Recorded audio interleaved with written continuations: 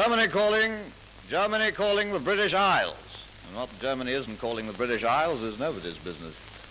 This is Lord Haw-Haw, spelt with a hyphen, of Hamburg, Gießen, and DJA. Hello, you bounders. Here is the news, the nasty news.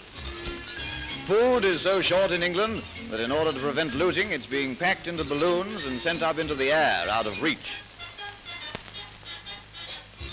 Hungry people have been seen throwing darts at a soup balloon at Liverpool near Cornwall. In some parts of the country, scraps are actually being tossed to ravenous crowds. In other parts, frightened women are taking their food with them. Fearing government confiscation of their rations if left at home, Londoners living in the Covent Gardens are carrying them about. A nice lot of baskets they are. Thanks to our glorious blockade, there is hardly any bread in England, and the people are having to put up with toast. To sharpen appetites that don't exist, the poorer people are eating razor blades, and a light meal is often nothing more than a few bowels. The British pact with Turkey shows that you fellows can't see further than the parson's nose.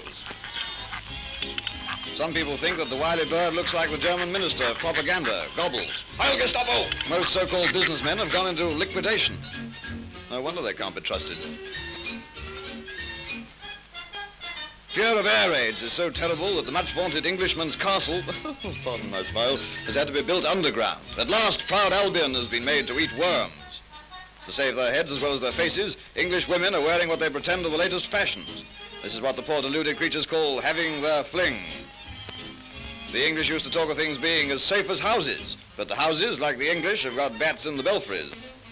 All football pools have been banned owing to shortage of water.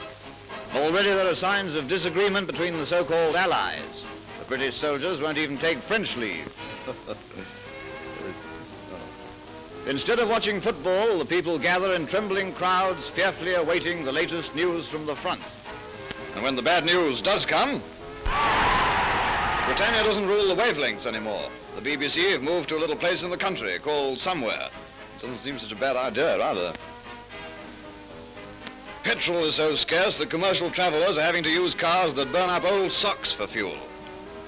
People in a hurry are obliged to use other means of transport. In some of the bigger towns, traffic has been brought to a complete standstill. With all dress material commandeered for barrage balloons, women are having to wear their last year's clothes. The blackout is so black that you can't see a hand behind you. Experiments have been made with trained glowworms in some of the main streets on the principle of easy come, easy glow. This plan had to be abandoned in favor of torches. These are usually without batteries to save light.